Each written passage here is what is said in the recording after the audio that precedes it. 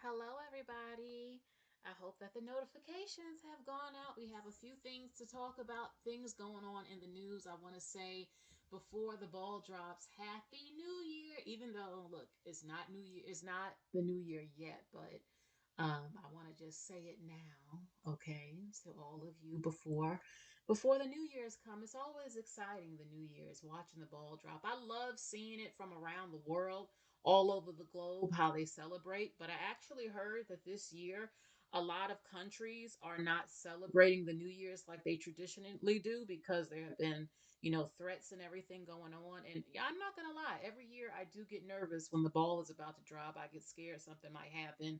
And I don't know how they go out there in that freezing cold weather all day. I literally saw people saying that they've been there since 5 o'clock in the morning. It's freezing. It is freezing in New York. There is no way I can be out there for that long. And the cold weather makes you feel like you got to go to the bathroom even a lot more. And I don't think there's not a lot of places to go to the bathroom. So they're waiting out there. They're waiting out there. Hopefully, they got their gloves on. They're eating some good New York hot dogs and maybe getting some hot coffee. So, oh, hey, Jessica. Hello, how are you? I see I have 8 people so far watching. So, I want to talk about some things that I've seen going on in the news before we go. We're about to go into the new year. There's a lot of people who did not make it, unfortunately. And you never know what can happen. So I'm definitely grateful that I'm still alive. Every year is a blessing that you're still able to live. And some people feel differently. You know what I mean, y'all. Okay, so let's jump into this. Let's jump into this. Let's see what's the first thing that I want to talk about. What's going on? What is going on that I have seen? Okay, let's see. Hold on for one quick little second. All right, so the first thing that I want to talk about right here is rest in peace to Tatiana Schlossberg. She's an author and daughter. She's the daughter of Caroline Kennedy. Caroline Kennedy is Jackie Kennedy's daughter, JFK, and Jackie Onassis Kennedy. Jackie Kennedy Onassis when she got married to the Onassis man. And she passed away at 35 years old. And people swear to God that there is a Kennedy curse because of what has happened to so many of them. I remember when JFK Jr., when he was in the plane crash, I remember on TV, everybody was waiting for the news that we would find him alive. It was so damn horrible. I remember it. I remember people saying, thank God Jackie's not alive to see this. It was horrible. It's one thing I definitely remember. 9/11, Hurricane Katrina, Princess Diana, Aaliyah, and definitely when JFK Jr. passed away, he was so damn good looking. He was so gorgeous. And that was Caroline's brother. And she lost her father. We know how that happened. Then her mother, then the way her brother passed away with his wife, and then other members of the family passing away.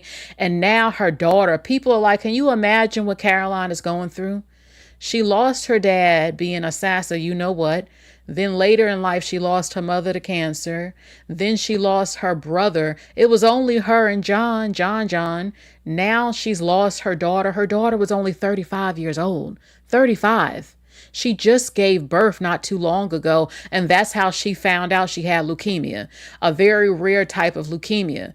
And within 6 months, she's off the planet.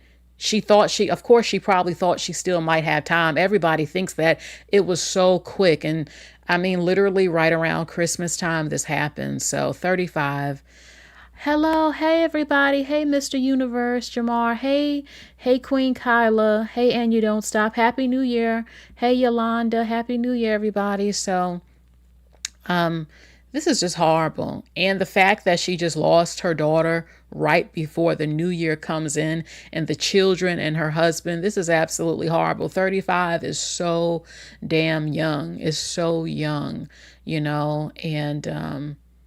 it's crazy that when we're little and we see people who pass away in their 30s, you don't realize until you're in your 30s, oh my God, like it's so young.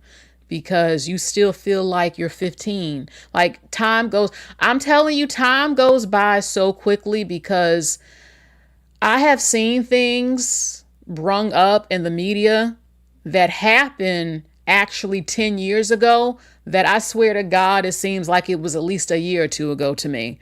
And I'm like, what? It's been 10 years. No, ain't no way it's been 10 years since this happened. Like, what? It was just like yesterday to me, literally. Like, it doesn't even seem like 10 years has gone by at all. And when you get up there, when you start getting in your 30s and stuff, you're like, damn, these people were young. And 30 is young because you were just 20 something just 10 years ago, and 10 years just go by so quickly.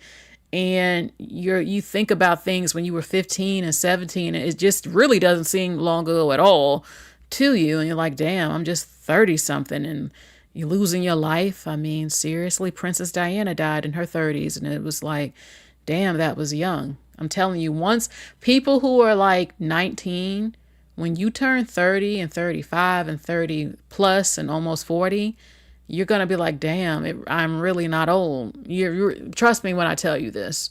Okay, so rest in peace to Tatiana. I mean, most people try to fight it, and people are upset because RFK, her uncle, JFK's brother, John Kennedy's brother, he's actually trying to fight against cancer research. So people are really pissed. Like, how are you going to try to fight against cancer research and your niece literally just passed away from cancer? Like, why would you be against that? So it's crazy.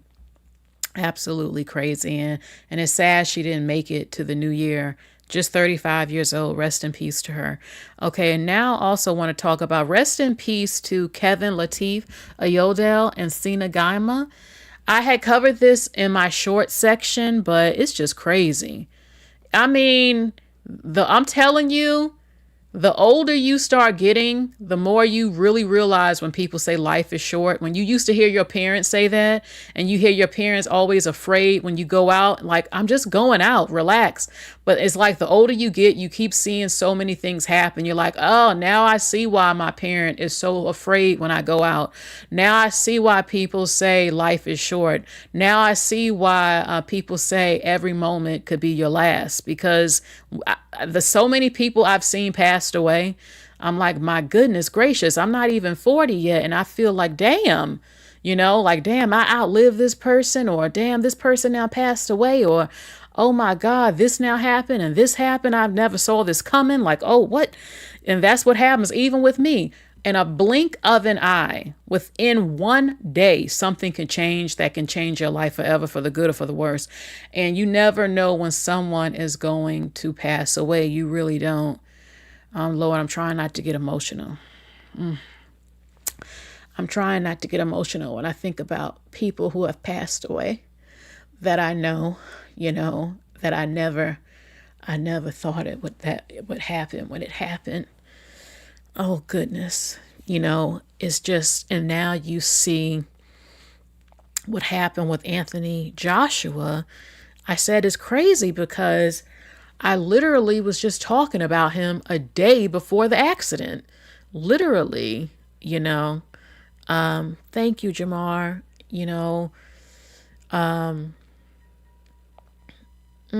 I mean, I could tell a quick story. There was a woman who was like an aunt to me. She wasn't my biological aunt, but she was like an aunt to me. And she actually spoke to me about a few days before she passed. And I kind of wasn't in the mood to talk. And I got off the phone. And then later that week, maybe about a week and a half later, the mailman or someone noticed that her mail was piling up, and eventually someone went in and they found her, and she had passed away, and it was horrible. I went to her funeral. I made a speech for her. She deserved a speech. And it's just crazy because I never thought that would happen. And her sister literally passed away within a month the exact same way that she did, which was crazy. So yeah, y'all, you never know what can happen. And just cherish your loved ones if you have a good relationship with them, because these were his friends. These were not just his coaches. They were his friends. Now they're gone off the planet, and someone posted a picture of their bodies on the floor. It was horrible. I heard one of them was decapitated, and I don't know which one. And Anthony Joshua, some people think it's a conspiracy because he literally just beat Jake Paul, and within a day or 2 days, he gets in this car crash in Nigeria. And people are criticizing Nigeria again because the infrastructure. People are like, what did you think? This is Nigeria. Nigeria doesn't, it's not up to date like the United States. And a lot of people in different countries, they speed, they don't have laws. It's dangerous on those roads. And they said that the car was speeding. They hit a truck or something like that. And I guess Kevin and Cena, they flew out of the car. So, okay, it says that Anthony Joshua, he loses his two close friends in the crash. They actually have a fundraiser for Kevin. It's reached over $180,000. And this is just crazy. So again, I just was talking about him, how women across the entire globe have discovered who Anthony Joshua is, and they have gone insane because he's good looking, he's built, he has clear skin, he's 6'6", he's masculine, he's an Olympic gold medalist, he's nice, he says he likes a lot of American Black women. So, the women are going nuts for him.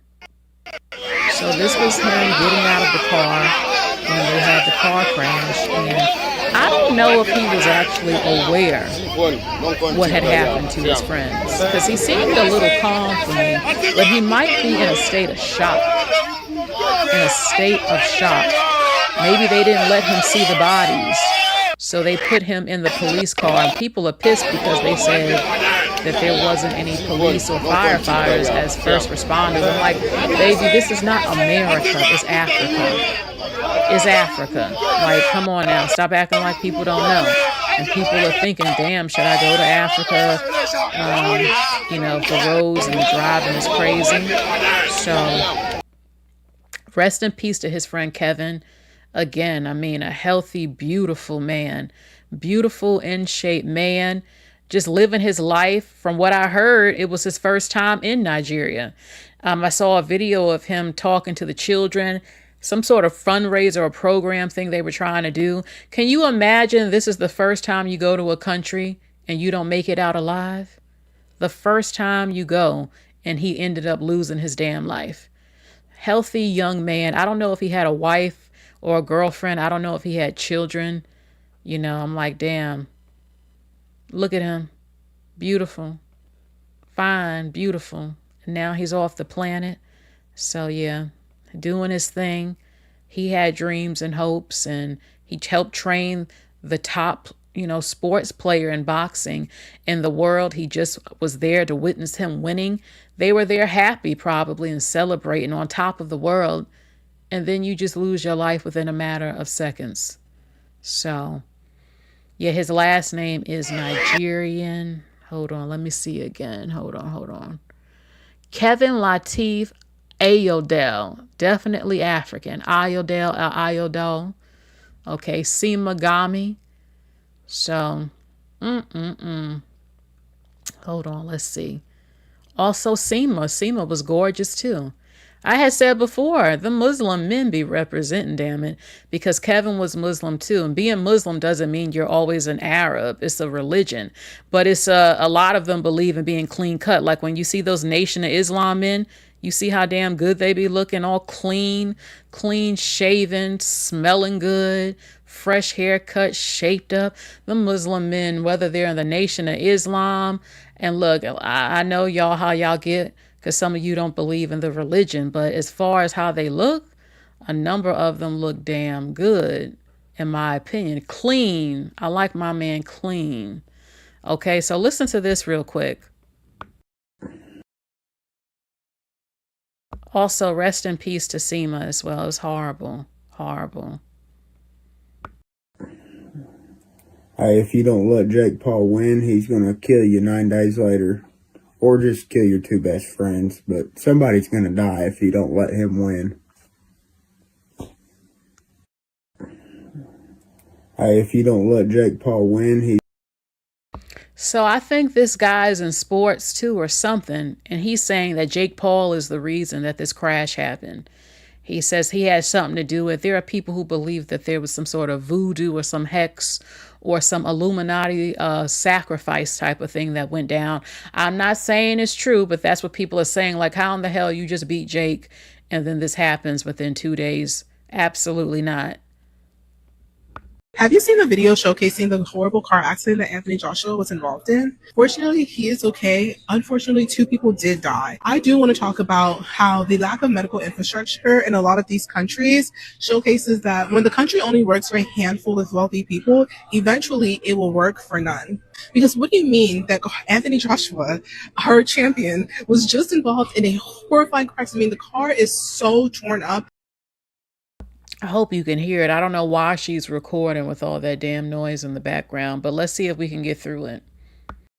I'm surprised anybody survived, honestly. And he is not able to immediately receive medical care. There are no ambulances around. He was placed into a police vehicle and immediately taken to a hospital. If someone like Anthony Joshua, of his stature and his wealth, is not able to immediately receive medical care in Nigeria, the rest of us going there for Daddy December are completely fucked.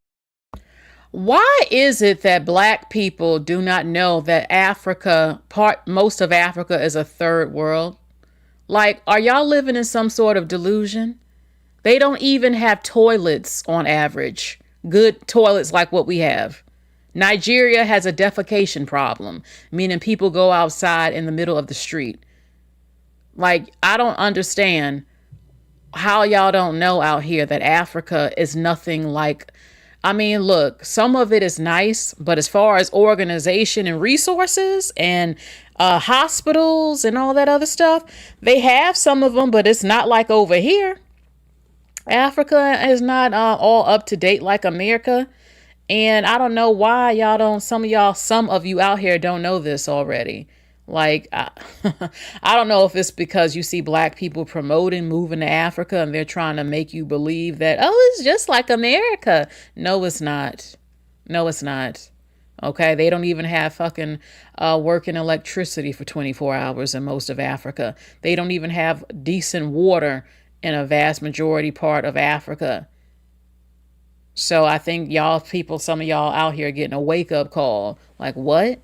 Like, oh, the helicopters and the hospital and people weren't there to just grab him and take him. It's Africa. They walk. Let's just continue. I remember a couple years ago during the NSARS movement, when Tio Savage was talking about how a lot of wealthy Nigerians really fear needing medical immediate care because there's really no infrastructure for that. And when you don't have time to get on a jet and fly to a developed country to get the care that you need to save your life, your money is not going to be able to save you. Your connections cannot save you because at the end of the day, you're actually just human like everybody else.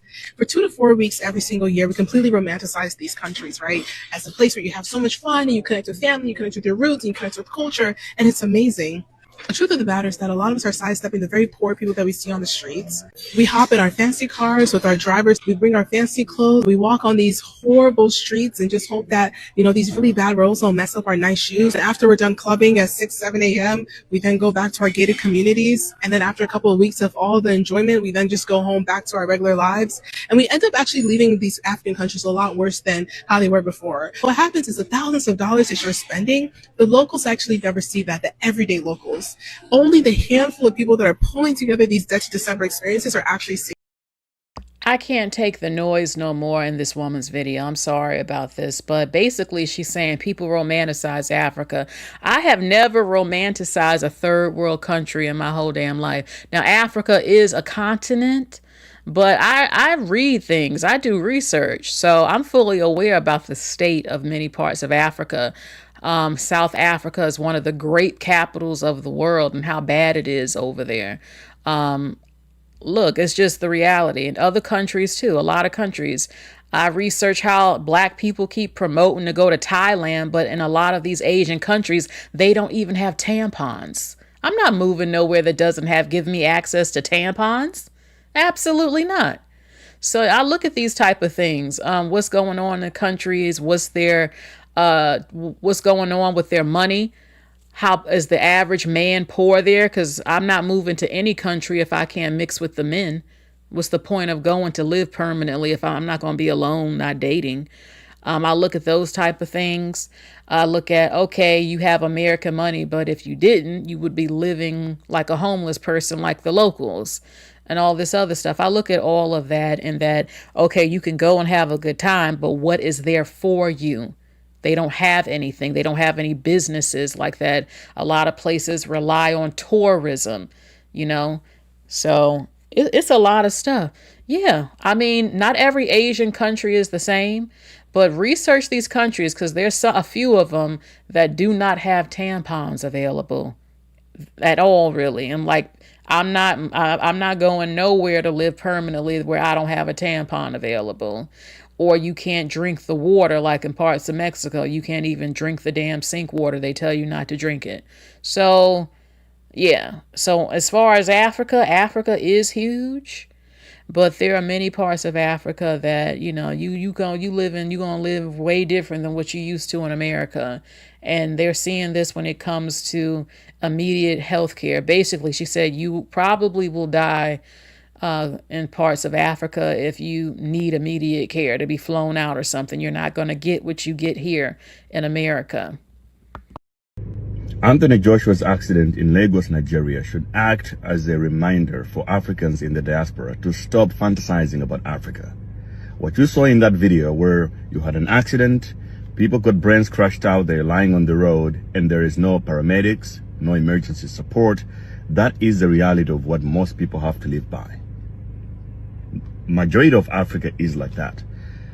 Someone got an accident and people are just praying for him, telling him he's not going to die.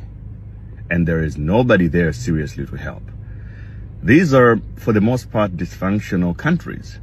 And this is the reality of it. That's why your parents left a long time ago and try to create a life elsewhere where you're now based. So if you're going to go to Africa, dirty December, sure, have fun. But just remember, if something goes wrong, you're on your own, there is no support, and you would easily imagine if Anthony Joshua had only 30 minutes to leave, that if he didn't get support within 30 minutes, he would lose his life. Well, would probably lose him by now, because you saw in that video there was nothing. It's just the guy's traumatized and people just got cell phones outside in his face and just screaming and making all this making a lot of noise. It's crazy. So when you make all this money that you're making, and you have all these fantasies about the motherland and Africa and so on, man, look, you don't have to do it. Go elsewhere. Go to Dubai, bro. Go somewhere else where you'll be safe, you'll be taken care of, and if something goes wrong, there's actually systems at work to protect you and to help you. I know the fantasies are so big, so real in a lot of people's heads, and I like going to Africa myself. I love it. But don't go with these fantasies that a lot of people have. It's just not realistic. And when Trump comes out and say, oh, these are all shithole countries, that is true. Even though a lot of Africans don't like to hear this and they hate him for it, that video is proof. In what functional society you would have that kind of scenario happens? So stop fantasizing and get real. If you're going to go to Dirty December, just remember, you're on your own. Okay, you heard it from him. Okay? He's saying, look, you can go there. I do have fun in Africa. But what Trump said is not a lie. We do not have the infrastructure. We do not have the medical. We're not advanced. We cannot help you. You will die more than likely if you need help, because it's not happening in most of Africa. And that's just a shame to hear. But unfortunately, a lot of our people like to live in delusion. They don't like the truth, which is actually a flaw. You cannot lead anything if you cannot take an L and you cannot self-reflect on what the problems are. I think Black people like to deny this because racist people say this all the time. And if you know they're telling the effing truth, it hurts your soul to admit, oh my God, it's actually true. Some of it, anything can change. It's just going to take a while. It's going to take a while because they're behind. and they're not building like they should on their own without help from foreigners and all this other stuff. It is what it is now. So, but he's saying stop romanticizing it, because damn it, you know, you won't always get the help that you need with the medical teams and all this other stuff if something happens to you. He says, so if you're scared about that or worried, you need to go to Dubai or another more advanced countries when you travel, that if you need a plane and you need to be transported to a doctor or get to the hospital immediately, you will get the help. Okay, so look, I don't know. I haven't seen Anthony Joshua really responding to what happened. I mean, I saw him get out the car. I didn't even see him searching or going crazy to find his friends. I don't know if he was in a state of shock. I don't even know if he even knew that they had passed away, because they grabbed him up and put him in the car. He was taken to the hospital, and I'm sure he found out once he got there, and he's probably maybe still in a state of shock. I don't know. There's no way I would be able to operate like a normal person. Both of my friends have passed away in this accident. It would hurt me for a very long time mentally. Especially, look, we were just celebrating winning against Jake Paul, and within 2 days, my friends fly out the car and allegedly is decapitated and stuff. It's just absolutely not. Absolutely not. So I hope that the victims' families are okay and that they are trying to, it's going to take a while. You just don't get over something like this. But hopefully his parents, his friends, siblings are okay. And hopefully Anthony Joshua also recovers from this as well. So let's go to the next topic. A lot of you, well, I don't know. I had said before that this seemed like a PR relationship to me. I didn't really think the relationship was real. Look, it could be. Maybe I'm wrong. But they have split from each other. Tiana Taylor and Aaron Pierre, who is also British, like Anthony Joshua is British. Tiana Taylor and Aaron Pierre have ended their relationship, and there are no details as to why. No one knows what went wrong. You know, from what I hear, she dumped him, from what I hear. So I don't know. You know, some people thought, are they going to get married? Are they going to have kids together? What's going to happen from this? I'm not sure. But they officially have broken up.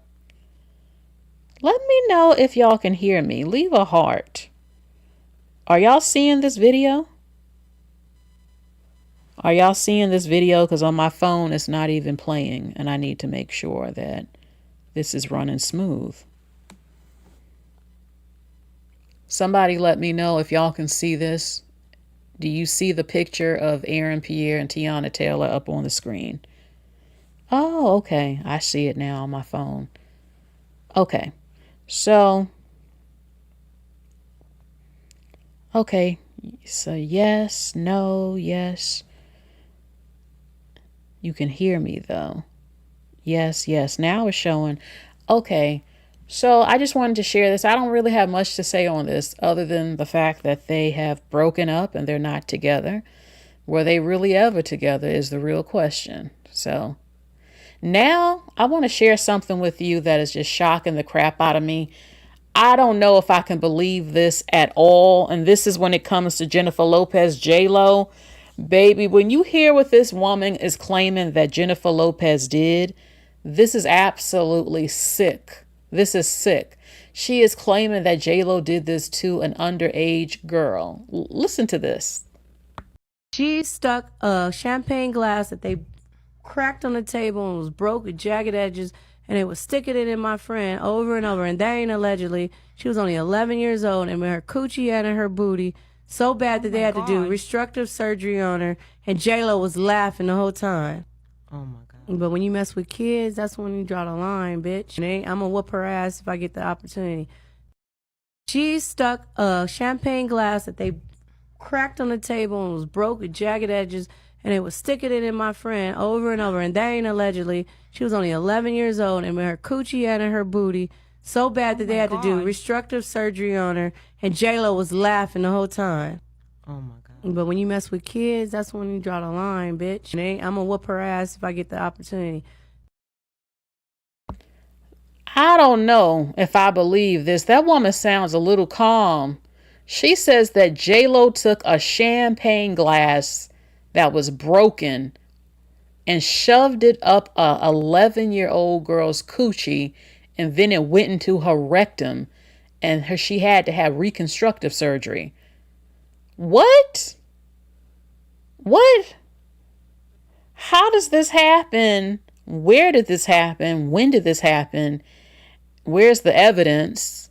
Because you would think, okay, there would be photos taken. If an 11-year-old girl showed up to a hospital with a champagne glass that has been pushed in her vagina and her anus, and she has to get reconstructive surgery, where's her parents?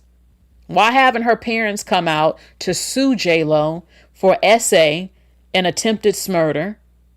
Where's the photos? Because the doctors and people would take pictures as evidence that an essay with an object has taken place. So I don't know if I believe this at all. I need stronger evidence. Where's the victim? Where's the photographs? Where's the lawsuit? Where are the parents? How did this happen? What?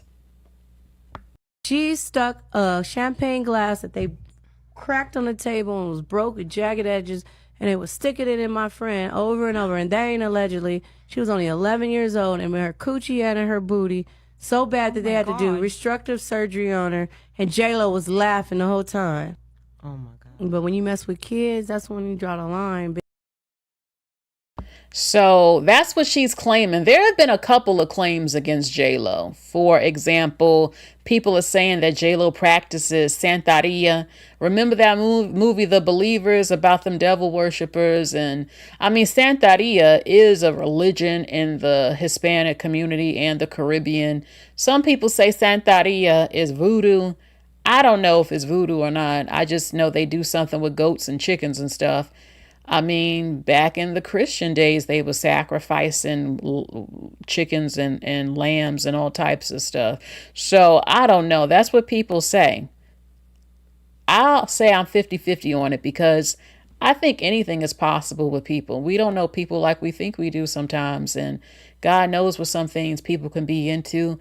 I just believe that we need more evidence that J.Lo did what this woman is saying that she did. So we shall see. May the truth come out and we get the whole damn truth. I want the whole truth. Okay, so look, please like and share and subscribe for right now, y'all.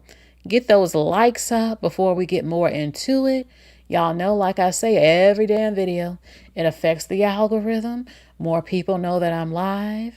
Okay, and it helps the channel. It helps the creators. So, and if you subscribe, hit that bell. When you click all notifications, that's how you'll know when I have live videos like what I'm doing right now. If you don't, you won't know. Okay, so let's get more into it. Let's see. So I talked about J.Lo and this crazy claim that this woman is making against J.Lo. I don't know if it's true. I hope that it's not true. Now let's get into Chantel. Chantel, leave a heart in the chat if you're familiar with who she is. Chantel Everett. Have you ever heard of her? Leave a heart if you've ever heard of Chantel Everett.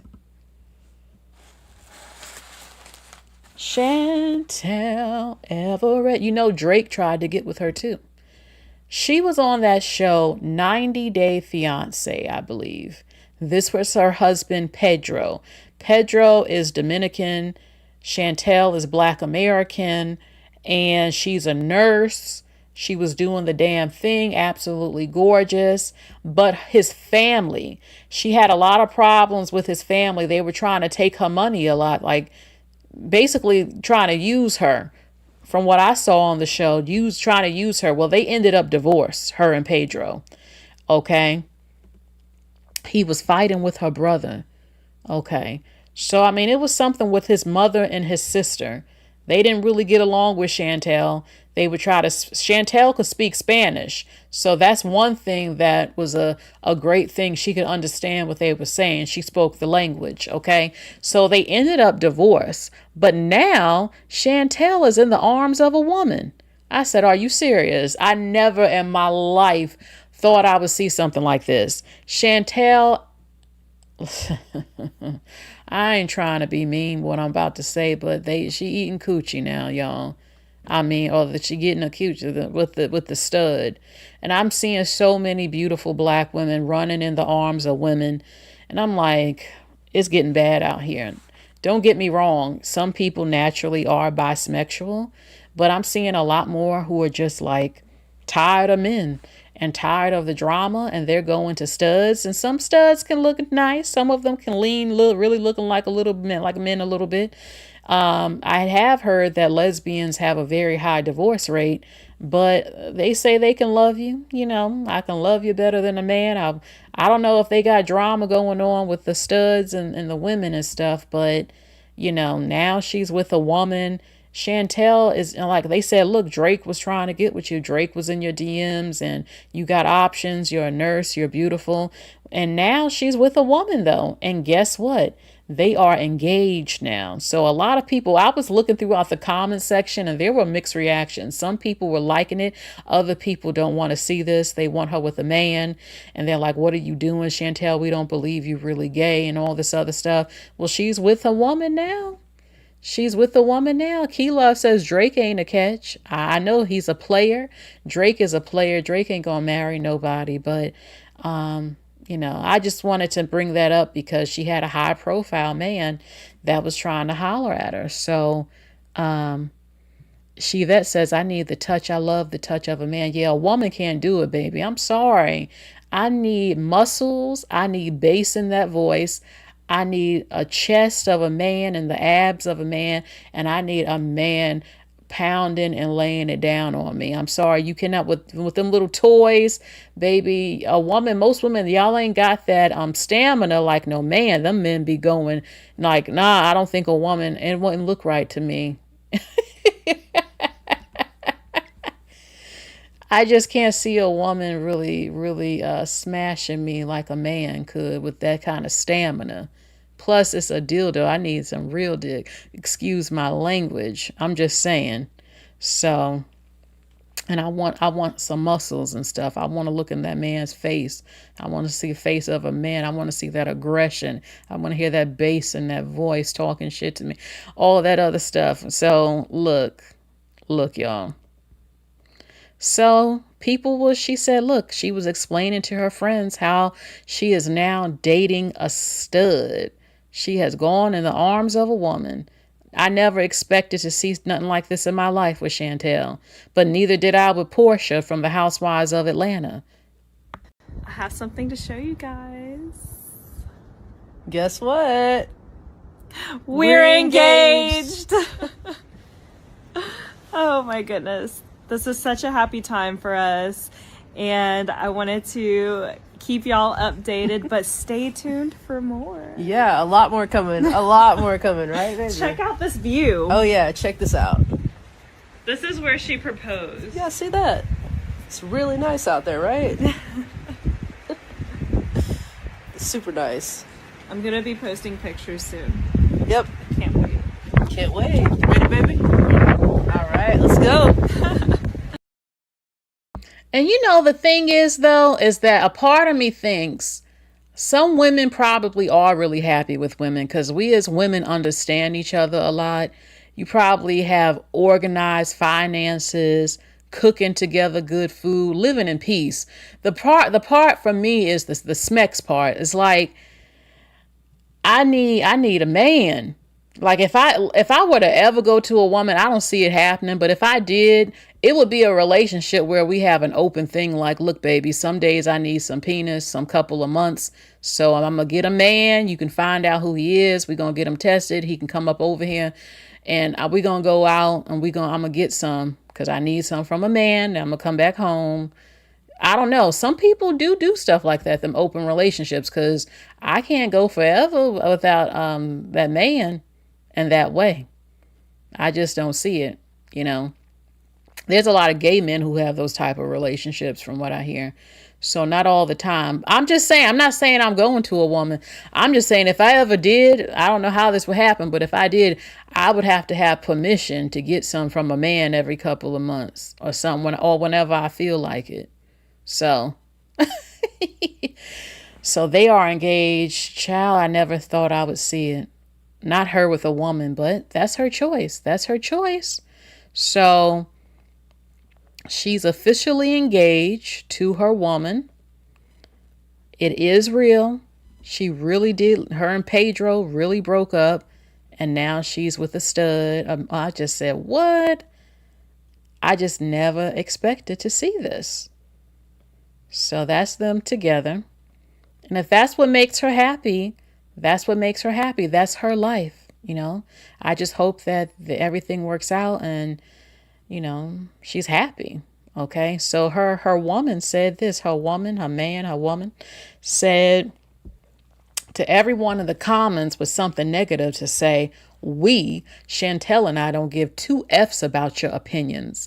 Negative comments that go against freedom, love, humanity, and just living your best life and your truth is the only thing that matters to us. It doesn't matter what you say. Have a great day, and I hope nobody treats you this way. If you see us in public, say it with your chest. I'll wait. Damn, she's letting you know, baby, you can keep your negative comments about me and my woman to yourself. And if you got something to say, you better say it to us in public. So I like that she's defending her woman. You know, they're in love and they want to be together. That's their life. It's not anybody else's life. So that's what they want. I don't know if Chantel, you know, I guess, I don't know. I was going to say maybe they'll adopt, but nowadays you have the women getting the IVF and the sperm from the sperm bank from a man, and actually one of them gets pregnant. It would be Chantel, you know, and then they raise the baby that way. So, all right. So Pedro, someone said, who is Pedro? Pedro is, hold on. Pedro was her husband. They met, they were on 90 Day Fiance, when people meet people from different countries and get together, get married, engaged, and the papers to come to America. He's Dominican and Chantel spoke Spanish, so they communicated. He got a job and stuff like that, but his mom and sister were against Chantel, talking smack and trying to get money from her and use her for money and all this other stuff. So they ended up divorced, and now Chantel is with a woman. So I just wanted to let y'all know what's going on with that. Also, I have noticed that a lot of information is not being passed down. A lot of Gen Z and Gen Alpha do not know things, and they don't even know the music. And this is not good, because when I was little, I even knew music from the 1950s and 70s, like our parents played it. So basically, apparently a lot of this generation, they did not know that Kimora Lee Simmons is half black. Leave a heart if you knew Kimora Lee Simmons was half black. A lot of people, Gen Z, Gen Alpha, were in shock. Like they thought Kimora was a straight up Asian lady. So, I mean, this is the old picture of Kimora. Kimora does straighten her hair, and she did get nose surgery. Her nose surgery is not extreme though. It's still kind of ethnic, but people didn't know. Some people didn't know. So, you know, and I love Kimora. I think she's beautiful. I think Baby Fat is legendary. Unfortunately, Baby Fat, look, people were saying, look, I would have worn Baby Fat. Baby Fat was not cheap, and Baby Fat did not cater to plus sizes that much. You know, I was bigger. I wanted to wear some Baby Fat when it was out, but Baby Fat was not necessarily for plus sizes. Later on, they came out with plus sizes, but it still wasn't very cheap, the clothing. But her stuff was beautiful. Kimora was that woman when it comes to beautiful fashion during the 2000s. Baby Fat is legendary and trying to make a comeback. Okay. Yeah, Kimora was in Usher's video. I just wanna take it nice and slow. So baby, tell me what you wanna do with me. Y'all remember that? I've been waiting for this for so long. Until the sun comes up.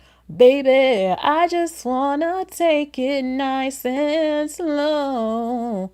Now here we are. Y'all remember that. So, yeah, Kimora was a top model, and her ex husband, Russell Simmons, was dating her when she was 16 or 17 years old, allegedly, from what I heard.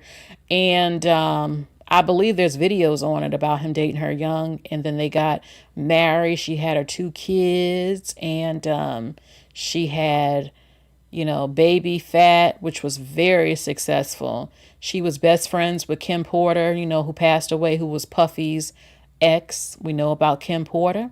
So yeah, Kimora Lee Simmons, her father, yes, Key Love, her father is Black American and her mother is Japanese and Korean or something like that. So, yeah, they're like, oh my God, we didn't know Kimora was half Black. I thought she was just Asian. No. But when you see some pictures of her, I mean, she definitely looks like she can be Samoan or Hawaiian, maybe Thai, Filipino, maybe even Cambodian, all of whom kind of have some mixes to them. But yeah. So leave a heart if you love baby fat clothing. Leave a heart if you wore baby fat clothing. Because baby fat was everything. Baby Fat was one of the top urban brands of the 2000s, and she really put work into that. Her clothes really were nice. It was pretty. The earrings, the phone case that she did with that cute little cat symbol. So, let's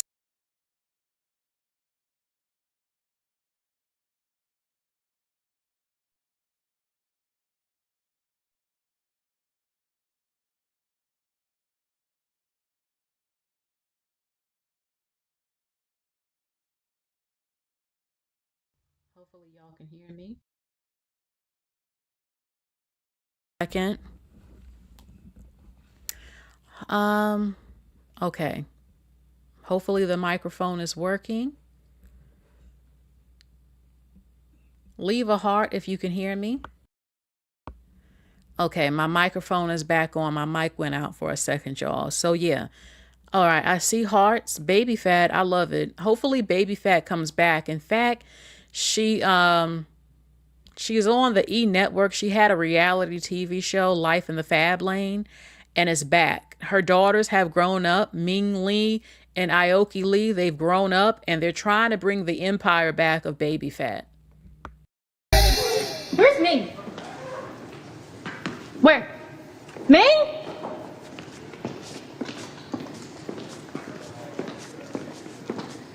Hi, Hope.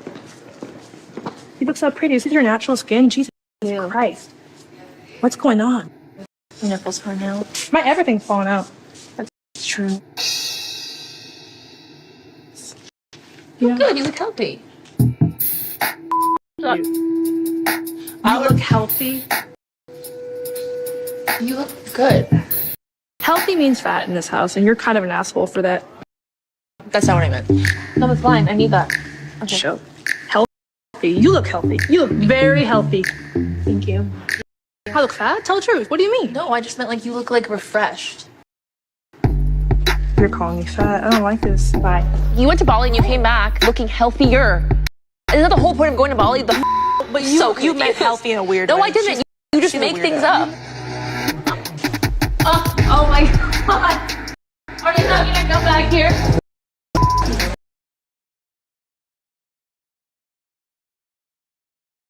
Okay, so I haven't watched the show. I want to see it and I will see it. So it says that, I mean, if you, there's no way she can possibly think that she's fat being this weight. But her mother was a supermodel and they're very thin, but you're nowhere near fat at all. So that's crazy to me. But yeah, she actually has her, I believe she has a law degree or a business degree. Very smart. They're very smart, went to Harvard. So they definitely did their thing and they're beautiful. I always find it weird how people are obsessed about which one looks like Kimora or Russell. I'm like, they're both a blend of both of them. They're both beautiful at the end of the day. So, okay, let's see. Also, when it comes to baby fat and fashion, and yes, apple bottoms definitely was very popular too. Keep it simple. Okay, let's see what she has to say. Some people may consider this a stretch, but I consider this reality. The downfall of fashion and creativity with stopping wearing casual heels. Casual heels are so important to society because you just wake up a bad bitch. You're a bad bitch in Walmart. You're a bad bitch in CVS. You're a bad bitch at the hospital. Wherever you gotta go. Casual heels were an important pillar of serving cunt. And we're forgetting our roots. I never see a girl wearing heels out and about anymore. Ever. And this strikes me because I saw a video on the internet going viral of this girl wearing heels. It was like wearing heels in 2025. Absolutely. Every time I wear heels or wedges or some kind of fun shoe to my job, it's always... And I'm like, genuinely, what are you looking at? It's just a bad bitch walking around. Don't this is so sad. I grew up thinking that this was what we were gonna live. No, I'll never stop wearing heels. I say that I don't do this because I do wear heels, but as a society, we need to bring them back like all together. Come on, guys. That's because women are embracing being masculine. Women are embracing being masculine. Now, look, it's one thing if I can't wear a heel because, well, if you're plus size, you have to have a chunky heel. Number two, if my feet can't take wearing a heel, I can't wear the heel I want to wear because my feet are in pain and I can't walk good in heels. For some women, it depends on how high the heel is, but this will make you stand out. I'm telling you, your femininity will set you apart from all the women. Okay, it will set you apart. Embrace being feminine. Embrace the dresses.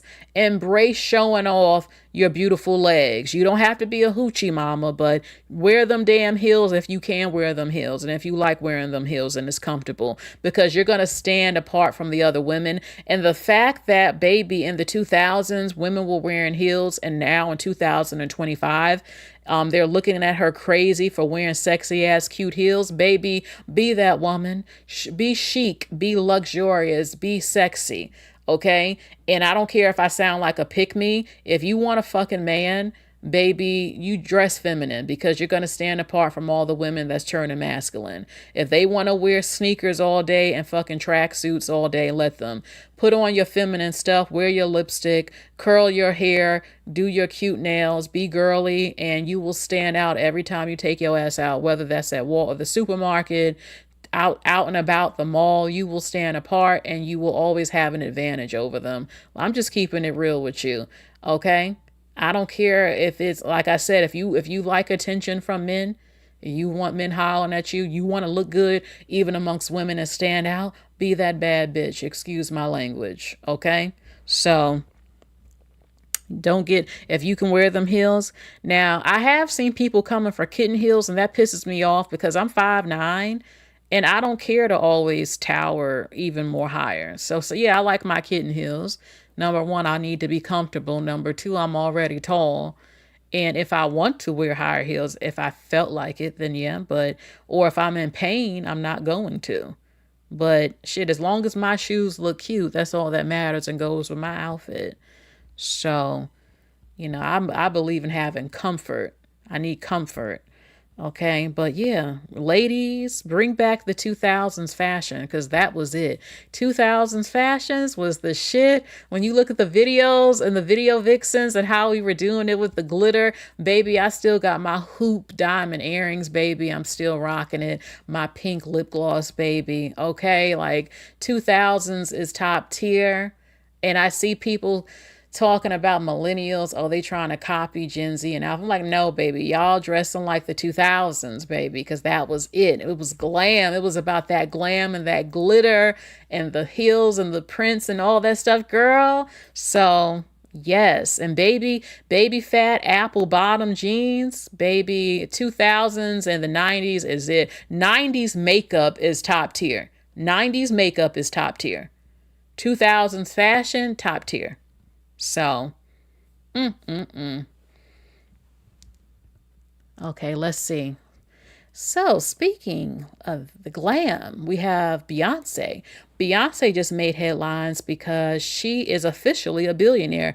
But I had heard she was a billionaire like 4 years ago. But they said her and Jay-Z had a combined wealth of being a billionaire. Now they're saying, nope, no, no, it's not her and Jay-Z together. Beyonce herself is a billionaire. Okay, and I can believe it because she said, well, she has been selling out stadiums. Her tours generate, she had the highest ranking tour of this year or last year. She was bringing in $400 million dollars and more just off the tour. You have to remember her fashion line, her endorsements, her songwriting credits.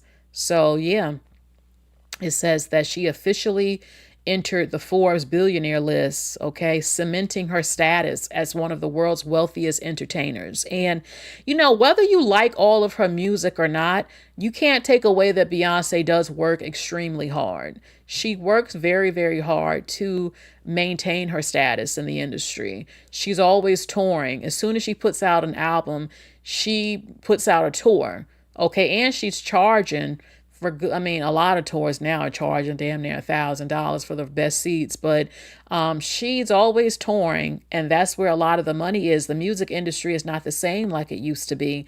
They're not selling albums no more. It's all this streaming and stuff, and a lot of music artists today rely on endorsements, commercials, and touring. Touring is a big, concerts is a huge part of them being able to make money and staying relevant. So Beyonce dominates when it comes to that. And she is a billionaire, and it's not many, not many. So, okay, let's see. Let's see what I want to show you what her dad had to say about Solange's son is not using the family name for his career, which I actually think is crazy. But look at the haters against Beyonce. This woman made a video showing what women are saying about Beyonce when it appeared that Beyonce had gained a little bit of weight, to show how people talk so much crap, but look at them. This is women's response to Beyonce. Let's go. Dang, wide load. She is packing on the pounds. Wow, she got hefty. Did she blow up or what? Looking a tad chunky, or am I seeing things? Looks like double Beyonce. She looking heavy. Packing plenty of pounds. She's been at the KFC. She's huge. She looks pretty hefty in her leather outfit. She ate everything on the plate. Dang, she's huge. What in the ungodly Big Mac?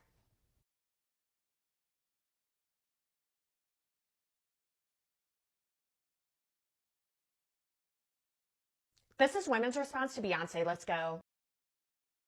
So those were the women talking smack about Beyonce looking like she gained weight. And those women, half of them were bigger than Beyonce, but said, oh, she packed on the pounds. Isn't it amazing?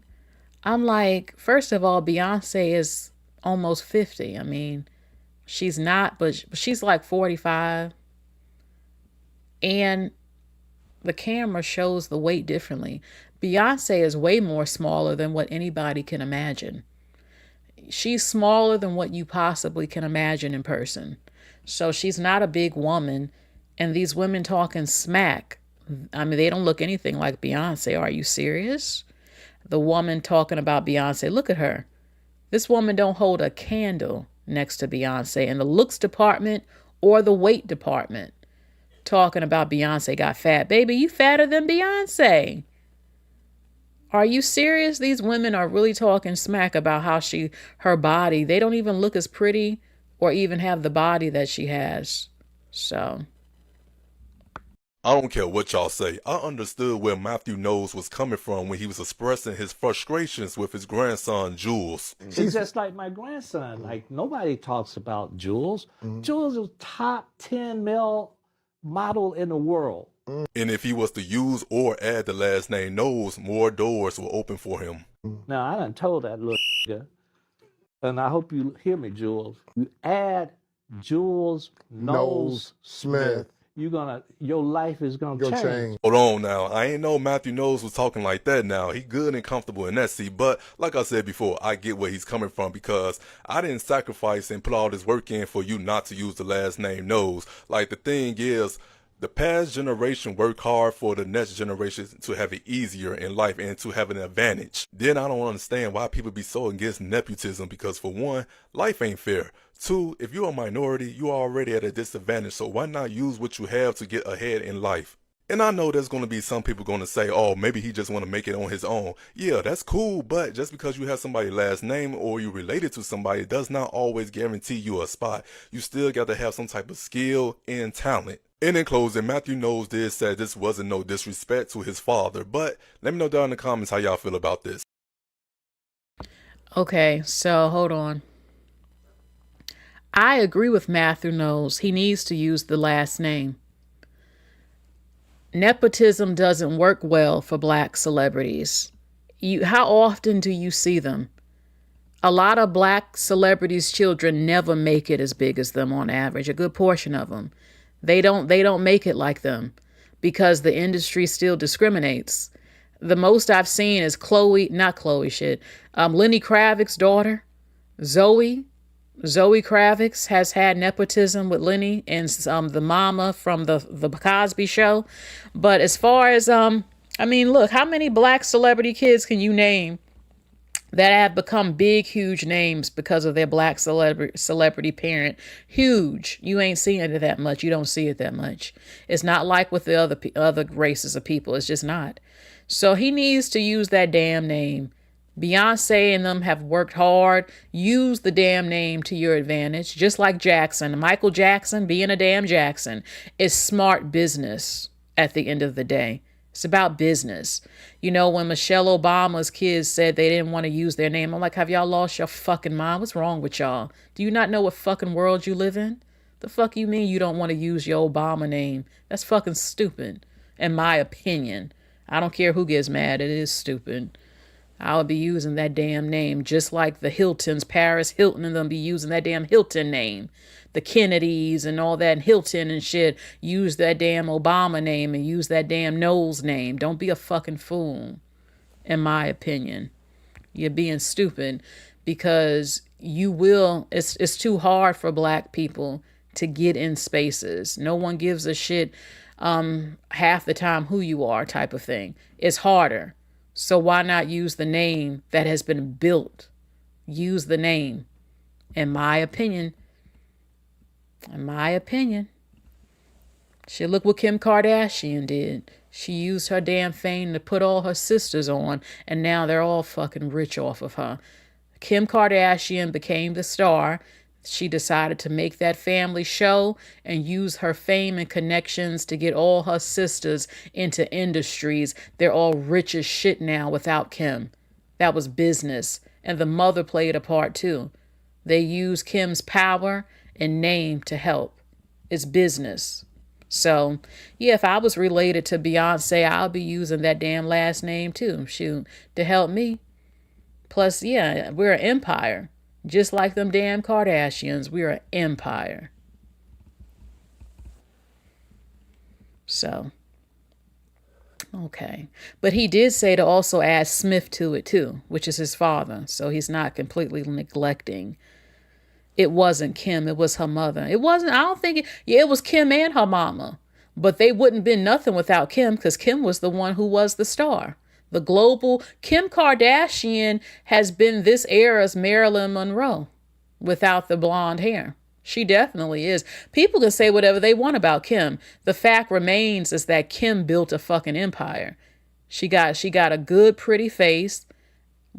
She had a pretty face before she even got surgery. So she only enhanced the pretty face she already had. She had a good ass body.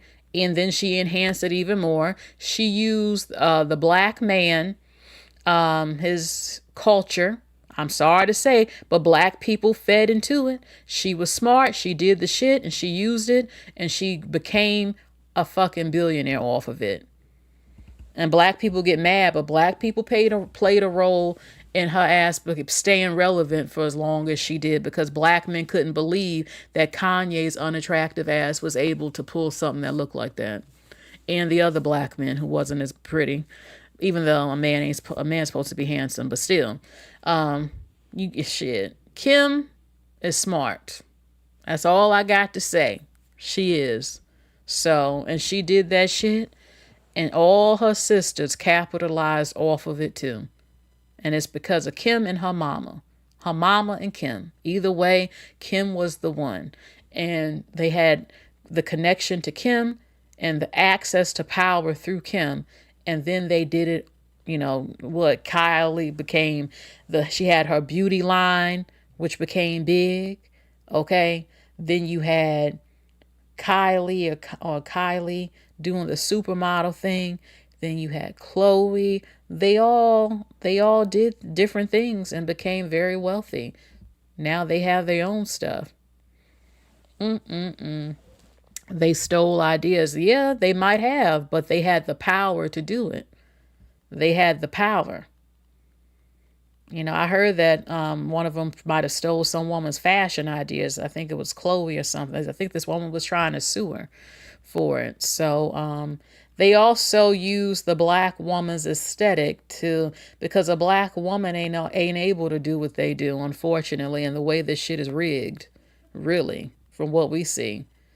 Sometimes you see it work and sometimes you don't, but they have more of an advantage. And that's just the truth. But black people also made them relevant. In fact, yeah, they did. In hip hop culture, all in our news media constantly. The fact that people are so intrigued she had them half black babies. So, we always bring down black women as far as who is doing the same thing Kim does. If a black woman makes a Smex tape, it's over for her. Black people won't embrace her, but they'll embrace Kim. Why she get to still be popular and get to do it, but a black woman can't do it? Or if a black woman, it's just different. If you get some surgery, oh my God, she did this to her face. Yeah, but she was good looking before too. Get over it. So fucking what? Yeah, nobody has a problem with Pamela Anderson, all them other people fucking chopping up their face, and they get to be popular, and then we gotta whine and complain. Why are they so popular? Oh, the white beauty standard. Then the minute a black woman decide to do something, oh, why you had to touch your face? Why you had... Shut the fuck up. Y'all don't just... Let somebody just be popular if they look good. It's a choice if you want to get surgery. Ain't nobody forcing nobody. Shit, and have diversity. Plenty of black women. Look, Rihanna ain't never touched her face that I know of. And Rihanna's beautiful, and most people agree with that. Tyra Banks ain't really chop up her face. And she made it big.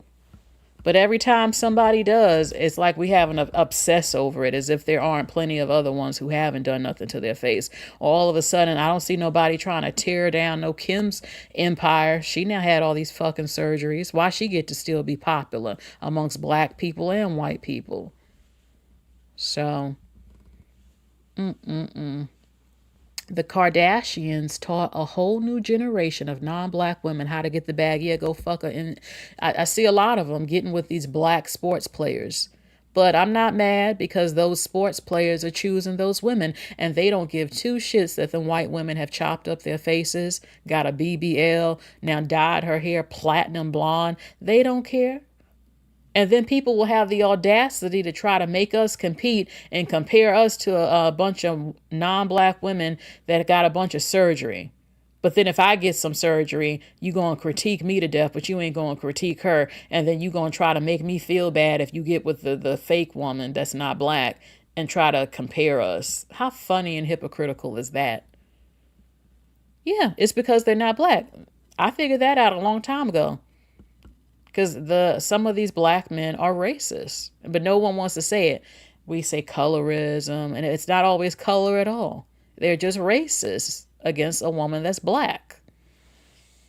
I remember arguing with this man. We weren't arguing, but I said, well, why is it that Kim Kardashian can do this and that, but if it's a black woman, all he could say is it's just different. Why the fuck is it different? Why is it different for her versus a black woman? Why a black woman gotta be critiqued to death over a fucking track in our head? But a white woman can get nose surgery, platinum blonde hair, breast implants, a fucking BBL, tan her skin, and all of a sudden you just want to keep talking about me having a track up in my head that can come out. Man, please. Bunch of bullshit. They just don't like black women, some of them, no matter how fucking beautiful you are. So, all right, let's go to the next story. Some people are throwing a fit. Some people are throwing a fit because Zohar Mamdani is about to be sworn in, and guess what, y'all?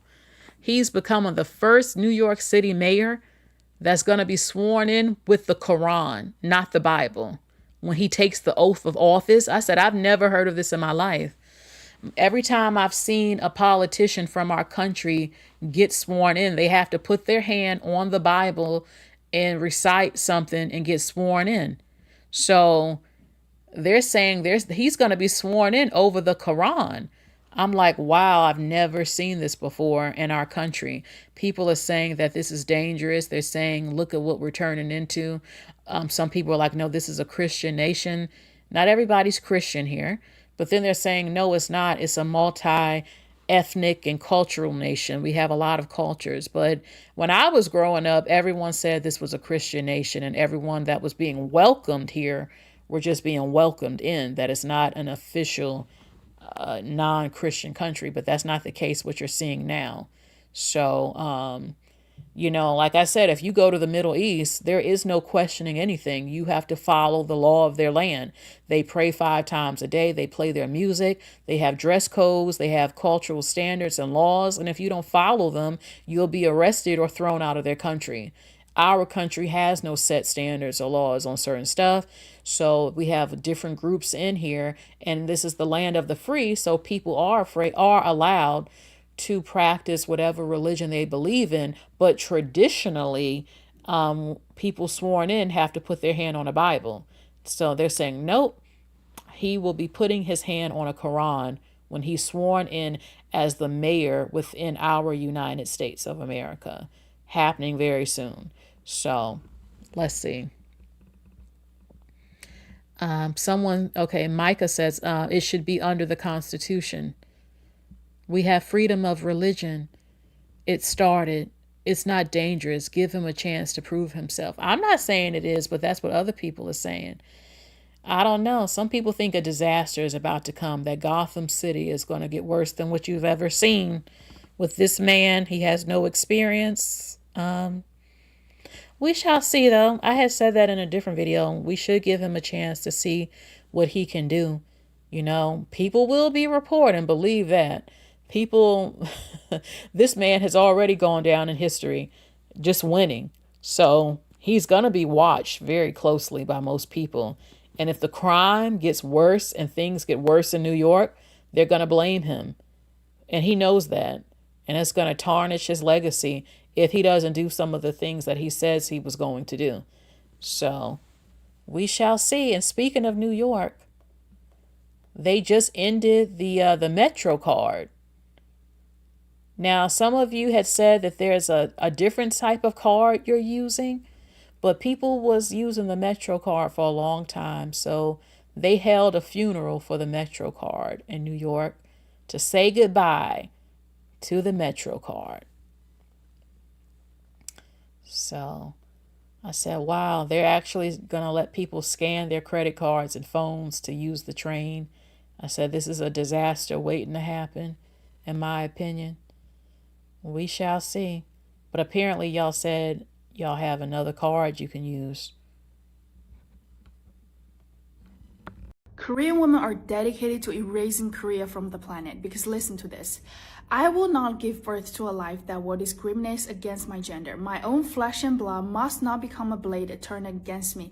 If the world born from my body oppresses me, I will not let that world exist. This is the declaration from the Korean feminists, and they are dead ass serious. They started the 4B movement where they rejected marriage, childbirth, dating schmacks with men. And now Korea has the world's lowest birth rate and is indeed projected to be the first country disappearing from the planet due to population decline. You know what? You gotta respect Korean women's vision. Korean women are dedicated to erasing Korea from the planet. Y'all, how do you feel about this? Now, a lot of women are celebrating it, but they said that Korea is going to disappear. Their race is going to disappear. People were saying, oh no, Korean men are going to a different type of Asian woman. They're like, but that doesn't make them Korean. Not all Asians are the same. I can literally tell the differences between Asians based on their facial features. No. Okay. Japanese Asians have more rounder faces. They have more oval eyes. They do. I've been noticed that the Japanese eyes are more oval and they have rounder faces. Chinese people are more pale and they have very slanted eyes and very sharp features. Filipinos, they look more mixed because they are mixed and they have more melanin. And the Thai and the Vietnamese and Cambodians look Blasian, a lot of them. So they're not all the same. And just because Korean men are going to a different type of Asian woman, that doesn't make those kids Korean. The nation of Korean. Why not try to change things? The men don't want to change. The men have to change. The women said, I'm not going to give birth to my oppressor. So apparently they're being mistreated by their men over in Korea. And they said, we're not going to give you children no more. We're not going to sleep with you. We're not going to date you. I have heard a lot of horror stories from Asian women online who have been treated like shit by their parents and their community. From how they look, and a lot of them are very attractive. But y'all already know what it is over there. And apparently their men have been treating them bad over in Korea. And they said, nope, we're going to wipe Korea out. We're not going to give birth to your kids. We're not going to marry you. We're not going to date you. We're not going to do anything. Fuck it. We all going to die is what they're saying. I'm like, oh my God, it has to be real bad with the men for the women to have turned this way. You know, when you see something like this, that's telling you something is wrong with those men. That your own women don't want to lay with you anymore. They don't want to have your kids no more. So, and they're dead ass serious about it. They are very serious, and a lot of women around the globe want to also join this 4B movement to show men, you know, we're tired and we're not going to put up with it. No more dates, no more nothing. So I'm trying to see, where's that thing at? Okay. I'm trying to see, where is the thing? Well, I can't see it right now, but basically they said Koreans are going to disappear, is what they said. So this will be a disaster, but this is what happens when you mistreat your women. And I had to share this. The Golden State murderer, he had a micro penis. They said his penis was the size of a pinky tip. Oh my God. The DA says in a book. So I had said before, a lot of very angry, dangerous men, like in the Manosphere and Red Pill, a lot of them have tiny penises. They're very angry. I would be too, though. I understand. I would be angry too, because who's going to sleep with you? You have nothing. It's like effing the air. Literally, you have no penis. So he had a micro penis and he was a killer. He was targeting women, and look what happened, because he was tiny and he was angry, and he started to take the lives of women for it. So when you hear about a lot of men who got nasty attitudes all the time, can never keep a woman, always blaming a woman, he's either bad in bed sometimes or his penis is just too damn small. Okay, and they turn into murderers, a number of them. So, But I wanted to show you something right now of a woman who told women who want the soft life to be careful, because this is what happened to her. In reality, he set me on fire, called his family for help, didn't call mine. I hear all y'all out here talking about living the soft life. Get you a man that'll take care of you. I want you to know that in November of 2018, I went to the French Alps, trip of a lifetime, French, Italian, and Swiss Alps, renewed my vows with a man that I'd been with for 15 years, and a month later, he set me on fire. Those 15 years were the most miserable of my life. He was not physically abusive. He was emotionally abusive, mentally abusive, distant. He's a liar. He's a cheater. He's on drugs. He's everything I'm not. And I thought that he just had a problem with alcohol and I was going to love it out of him. We were screaming. He'd disappear at least a couple of times a week. He would lie and tell people that I was doing the things he was doing. So he was always a victim. I had no idea he was even doing that until I opened my eyes. And I didn't open my eyes until years after surviving 3rd and 4th degree burns to the upper 35% of my body and believing him that it was an accident. Being so broken that when he told me he had seen the light after our accident and he realized how important I was to him and how bad he'd been to me, and he was going to take care of me for the rest of his life, and he loved me, and it didn't matter what had happened or how I looked. In reality, he set me on fire, called his family for help, didn't call mine, and then got me home after 6 months in the hospital and started stealing my pain medicine. I was completely helpless, learning to walk, talk, drink, eat again. They are relentless. They are not good people. They do not love you. Please leave. Listen to my story and understand that I wasn't being beaten and I was living on paper the life. And I love y'all. Remember that whatever you're going through, this too shall pass. Oh, God bless her. You know, she's kept her spirits up, but she actually stayed with the man. And the police didn't charge him with setting her on fire, that he claimed it was some sort of accident and they believed it. And she was so in denial that she convinced herself that it was an accident too, until she realized it wasn't an accident. And I guess she left him. She said that it was lighter fluid around or something. She was near a fireplace and something. I got to look at the other videos, but lighter fluid was around or whatever. And he claimed that it was some accident, but he actually set her on fire. And she says that y'all say you want the soft life, and yes, I still do. The thing is that she's trying to say that he wasn't beating her, but he was emotionally abusive. He didn't put hands on her, but he was not a nice man. I'm not sure what his race was. I'm not sure, but that she was living the life and that they were traveling. On paper, everything is like what we all want. But he was a liar. She also said he was on drugs or something. And basically they got in an argument or something. And then he set her on fire and he didn't even call her family. And she was in a coma for a month or two. And when she woke up, he was love bombing her. Oh my God, baby, this and that and that. And said he was going to take care of her, and then started stealing her pain medicine.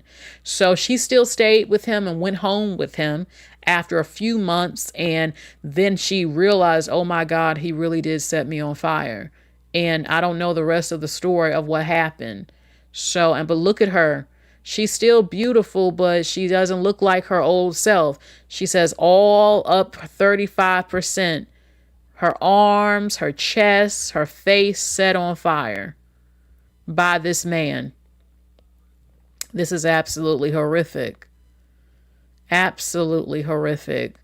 So it's true that just because a man is nice to you, baby, they can snap any damn time. Some of these people are crazy. You think everything's all good. You have your first damn argument with the man, and you will see a side to him that you have never seen in your life. Because you'll hear women say, oh, this woman is claiming that my man beat her ass. He ain't never beat my ass. Maybe because you ain't pissed him off like the last woman did, and he ain't beat your ass yet. But he beat her up. You don't know. It just ain't happened to you yet because you ain't triggered him like she triggered him. Or, I'm not one of those women. Like, if I'm dating a guy and she tells me, a woman says, please be careful, he whooped my ass, I'm more than likely going to believe her, especially seeing abuse. I'm definitely going to believe the woman. I'm not going to dismiss her if she tells me something like that. So, and speaking of that, the state of Tennessee has launched the first public domestic violence offender registry, meaning you will now be able to find out what man has been beating a woman's ass. It will be a registry. Okay, like the SMEX offender registry. They're going to have one for men who whoop women's asses. So if you're dating a man, put in his name and you might be able to see if he lays hands on women. They said this is for men who have repeatedly whooped women's asses, and they will have it now on record. So this is really good to see. It can save a life. Okay? The domestic violence law. All right? Some of these men just don't like women. They're secretly into men. And speaking of that, let me show you what this man had to say, who was dating men, but finally decided to try out some coochie, and he was talking smack.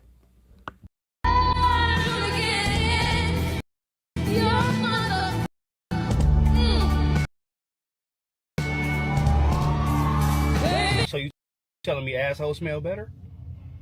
You're not gonna tell me that hole, the hole that you used to, going in or getting. I don't know if you throwing or catching. I'm just saying, if we was to go hole for hole, you're not gonna tell me. Like I said, I'm an ally. I support all the alphabets, every last one of the letters. But you're not about to come in here with that bullshit. Okay, so the first guy was gay. So he decided to try some pussy. So he's been going up men's butthole or getting it in his butthole. And y'all know, I don't care if they douching and all that, it still ain't the same, and it's going to have a smell that ain't right. Okay? So a woman, we wash our coochie, and if you doing it right and properly and you ain't got no issues, it ain't going to be stinking. Okay, so he said he tried it.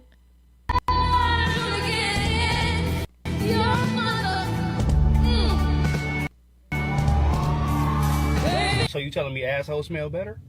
I don't know if you throwing or catching. I'm just saying, if we was to go hole for hole, you're not gonna tell me. Like I said, I'm an ally. I support all the alphabets, every last one of the letters. But you're not about to come in here with that bullshit. You ain't about to put down my sweet beloved kid. You've been gay for a long time.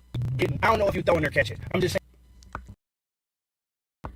This is messing up. I have to replay it. It's messing up.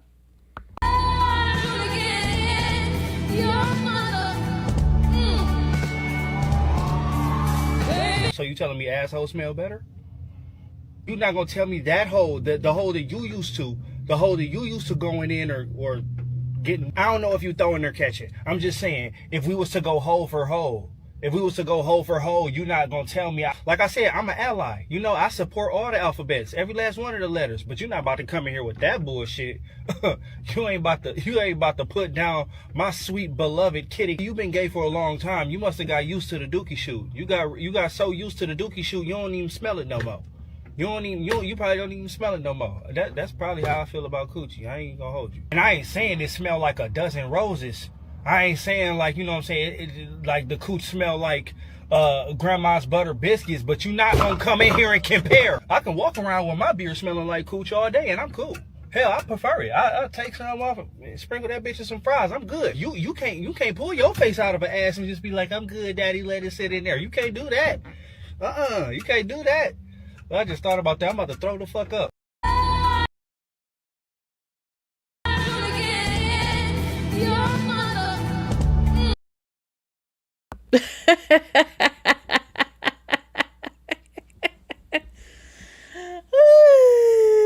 Yeah, he didn't want no coochie in the first damn place.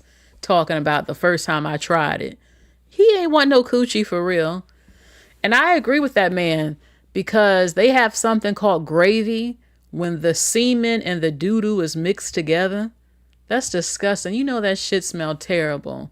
That's why they douching or putting tampons up there and all this other stuff, eating booty. That's why these women are eating ass now, because the gay men got them into that. That's the gay man version of eating coochie, eating butt. I ain't eating no man's butt, I can tell you that. So yeah, so he's trying to talk junk like the coochie ain't hitting. No, because you don't like coochie. You like the bookie. That's what you like. You gay, you know? So please, or maybe he was with a woman who was smelling bad, but that don't mean everybody else, every other woman things smell bad.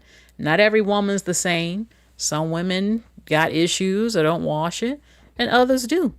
So he's just trying to talk junk. I'm happy to see that other man defending women. Okay, he's like, shit, coochie smell better than what that be smelling like. So, okay. Does the CIA listen through our phones and laptop cameras? Yes. I hate to say it. There was a dramatic leak in 2017 that the CIA came to call the Vault 7 disclosures. Gigabytes worth of documents leaked by a CIA technology engineer. What he told us was that the CIA can intercept anything from anyone, number one. Number two, they can remotely take control of your car through the car's embedded computer. To do what? To make you drive off a bridge, into a tree, to make you kill yourself and make it look like an accident. They can take over your smart television and turn the speaker into a microphone so that they can listen to what's being said in the room even when the TV is turned off. God knows what else that they can do that hasn't been leaked. You know what? I couldn't help but think of this movie. You need to see this movie. If you've never seen this movie, I love this movie so damn much. It's called The Net with Sandra Bullock. Baby, this might be on a streaming service. It did come out in the 90s. If you can't find it on a streaming service, buy the DVD if you have a DVD player. It is so damn good. And basically, in this film, this was during the 90s. She worked for a computer company, and her friend had a flash drive, right? But it had very important information on it, and her friend got unalived, and she ended up with the flash drive. Basically, the government or hackers were going into people's files and changing their information, telling people that they had diseases that they didn't even have. And they took over her house. They changed her identity. She came back, and a new woman claimed that her house was her house, and they were making her seem like a terrorist and all types of stuff. Basically, they took over her whole life and tried to ruin her whole life, and they could do it just by getting into the computer system. So it was very similar. You really need to see this film. It was so damn good. So he said, look, the CIA, we can listen to everything. We can make your car go off a bridge. Do you know how dangerous and scary this is? And I believe it. Like I said, they said that the government's technology is 50 to 60 years more advanced than what we know of. And I believe every bit of it. I believe every bit of it. Okay, so let's look at something else that just had me shaking my head. Look at what this grandma decided to wear to pick up her grandchildren from school. They might put me in a grandma van, but they'll never put me in a grandma outfit, baby. You see what I'm saying? Yeah. What grandma you know look like this? Baby, when I get up out the van. Who been talking about you? The folks talk about me all the time. They hate these little outfits. They stay talking about I'm a grandma. I need to act like a grandma. Child, I ain't studying them folks. I went and got a van, so I hope they happy now. You know what? What? Don't worry about them. I ain't worried about them. They need to be worried about me. Think so? Is that what I said? Well, I got to go now. See, let me go pick up these grandchildren, child. All right. They might put me in a grandma van, but they'll never put me in a grandma outfit, baby. She should be effing ashamed of herself. She should be ashamed. I just talked about Dr. Cheyenne Bryant. Now we have her, a whole fucking grandma. Now, just because you a grandma don't mean you can't be sexy. Because I believe that if I was one, I'm still going to dress cute. But there's a limit There's something called decorum. There's something knowing when to dress. Now, if I'm in the bedroom with granddaddy, with grandpa, and I want to dress cute for granddaddy in the room, okay. But you a whole grandma. She a whole grandma showing up to a school. Women like this don't love their kids or their grandkids, because if you did, you would never in your life embarrass them like this. If you had any fucking sense in your fucking pea brain, you would know that coming up to pick up your grandkids looking like this is an embarrassment to them. You're embarrassing them. This woman is disgusting. She got a good body. You know, she a grandma. She don't look old, and even if she did, that's fine. She might be a younger grandma. You see that a lot these days. But even still, you don't know how to fucking dress coming up to school to pick up children. Looks like fucking lingerie or something you wear to a strip club. A whole grandma. They don't like me showing up like this, but I'm going to come up there looking like that anyway. I'm going to do it anyway. A hot ass mess. Her neighborhood looks nice, but she has no class at all.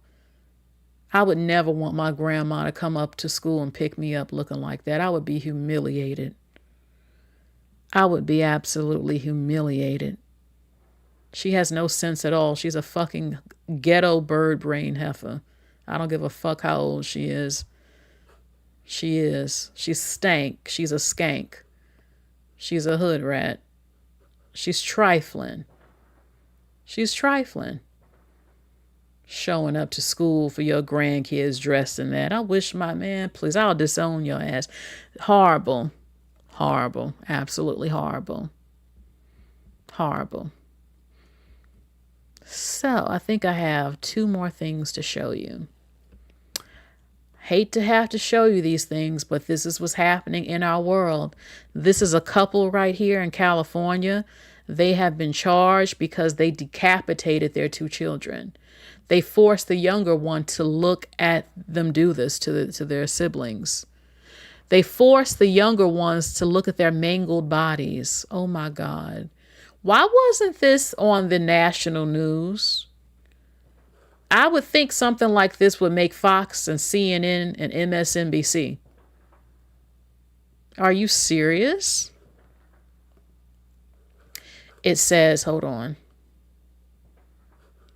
A mother and father were convicted of decapitating, cutting off the heads of 2 of their children and making the 2 younger sons view their siblings' headless bodies. Maurice Jewel Taylor Sr. and Natalie Brothwell were found guilty Tuesday of murdering their daughter, 13 years old, and their son, 12 years old, in the family home. After the savage murder, they made their 2 younger sons, ages 8 and 9, look at their older siblings' bodies before locking them in the bedrooms without food or water for several days. This is something like off a horror movie. So 13 and 12, heads cut off by their parents, and then made the 2 babies, 8 and 9, look at their siblings' headless bodies and then starve them in a room for several days. And this is why I will continue to push and believe in the D penalty. I will always support the D penalty. I believe in public D penalties for something like that. You wanted to cut off the head of your 2 children, cut off their effing head by the law, the government. The government, give them the D penalty for what they did. The D penalty got to come back. Period. Oh my God. So let me just show you one more thing that's going on in our world. And in the celebrity. I can't. I don't know who that is. And in the celebrity. He one of them dudes who used to wear the backward jeans. I don't know who that is. And in the celebrity. Okay, he's wearing red. He's probably not affiliated. It's not Bow Wow, even though it looks like him. What? And in the celebrity. You fine, whoever that is. Whoever it is. And in the celebrity. Almost looks like 50 Cent? Nah, that's not 50 Cent. And in the celebrity. Tupac. No. And name the celebrity. I've never seen that person in my life. And name the celebrity. 50 Cent. And name the celebrity. I'm a Swiftie and a K-pop fan. If it's not Sabrina, Olivia Taylor, Lil Pump, I don't know. And name the celebrity. That's Big Dog. And name the celebrity. I don't even want to try. And name the celebrity. I've seen him before. What's his famous song? No matter what I do.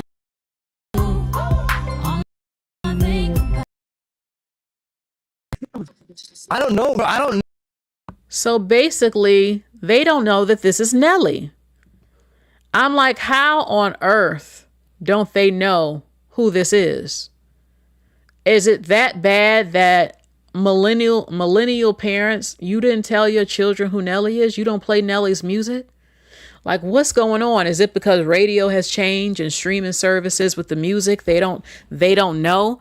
Like I said, when I was little, I knew the music my mother grew up on and older music. How is it that they don't know who Nelly is? Like, how is this happening? I'm not old, and neither are most of you, and they don't know?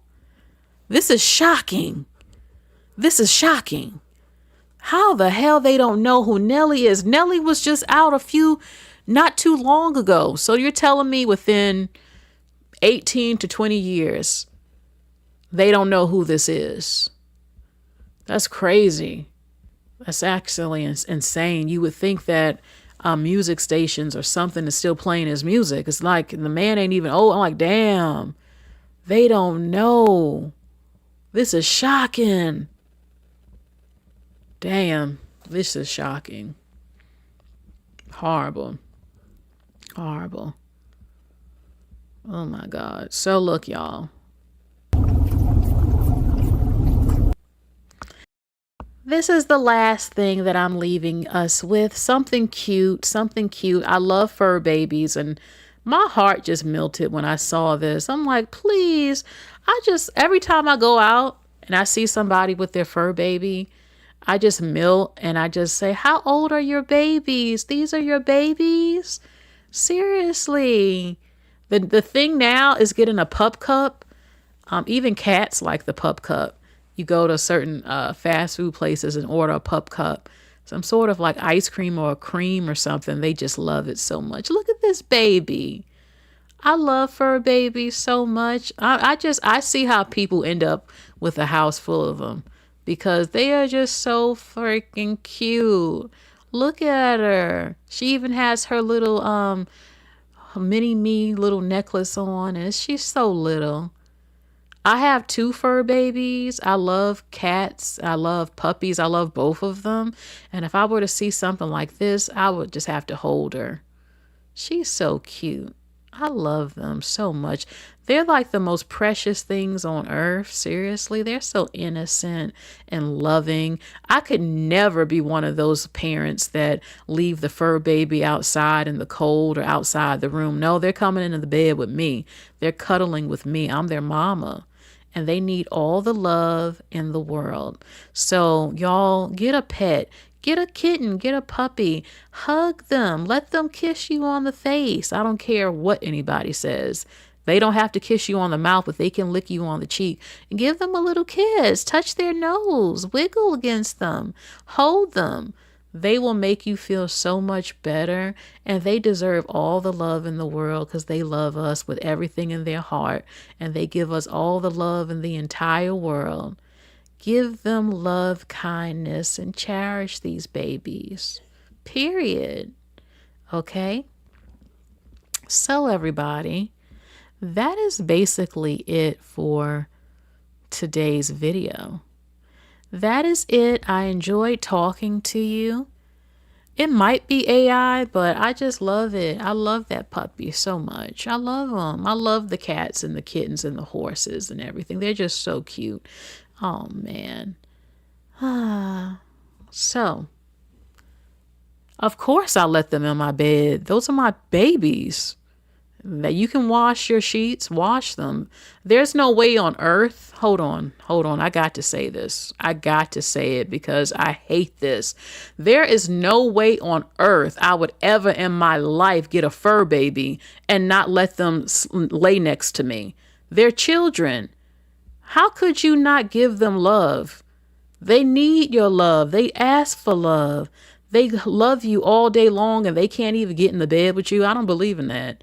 No, we will wash the sheets. They will go out to go to the bathroom. We will wash them, wash that butthole, all of that stuff. We gonna wash them. But when my baby want to come up with mama, babies, cause my baby ain't even got asked to come up. My baby jumped right in here and I'm holding my baby. That's my damn baby. I'm not playing about that. I don't play when it comes to these fur babies. I don't date men who don't like animals. I'm not dating you, baby. We can't be together. Cause you cruel and you got a bad heart. I need a lover. And baby, these fur babies are the most loving things in the whole damn planet. And I'm gonna hold them. Go ahead and lick mama cheek. Go ahead, baby. Come in. I kiss them on their cheek. I'ma hold them in my arms, carry my baby around. My baby wanna get in this bed. Come on and hold. Mama gonna hold you and I'ma rub you and we gonna be together. Because I don't believe in getting pets just not to love them. Like, I would never in my life lock my damn dogs outside and my cat. Like, my cat, I do have a cat that goes out, but he comes back home. But yeah, seriously? Like, baby, no, baby. I don't play when it comes to these fur babies. They my babies. I ain't playing about it. I don't care what nobody say. And I think only people who don't have animals, they don't understand. They don't know, baby. Having a cat. I wasn't truly into cats that much until I actually kind of had one, and it changed my whole life. She changed my whole life. I held her in my arms when she passed away. She waited for me. And I'm telling you, they're so smart. Oh my God, you have no idea how smart cats are and how much they communicate with their eyes and with their hands and stuff. Oh my God.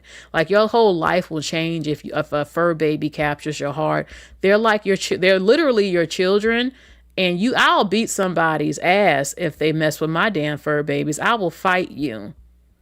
I don't play about her. That's my child. I mean, they're the most precious things ever. How can your heart not melt seeing something like this?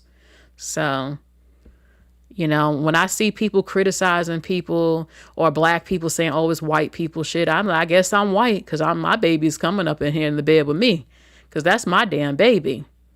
I'm going to give my baby love because they asked for it. And I'm not going to shun my baby. Absolutely not. As much love as they give me, they're not even on the planet that long. They're the most loving things you can experience. And I'm going to give all the love I can back to them. My baby know I love her. I look her in the eyes and tell her, baby, I love you so much. I tell my babies I love them. And then they slow blink at me, tell me they love me too. And then we cuddle with each other. So it's the best thing in the whole world.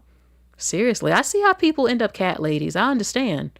Because once you're around these cats, and you see how loving they are and sweet, like, oh my God, I want all of them. I want all of them with me.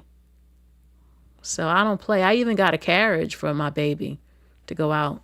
So I don't play about them. I'm very loving towards animals. And I don't fuck with people that hate animals. I'm sorry, I can't do it.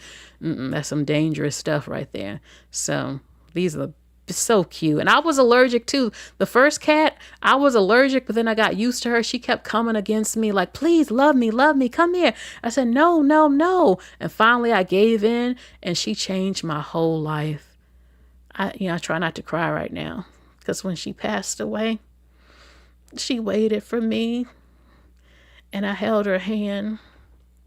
I saw her take her last breath. And then I held her in my arms. I took her to the window to look at the sun for the last time. Told her I love her. And I paid for her to be buried. She's at a pet cemetery. It's my baby. They everything. They're my babies. So that is it, everybody. Lord. Thank you all again for stopping by. Have a happy new year, everybody. Thank you. Have a happy new year, everybody. We got an hour and a half or hour, 2 hours, something before New Year's. Okay, it's coming soon. So y'all all stay safe. Bye, everybody. Love all of you. Love you. Bye, y'all. Bye.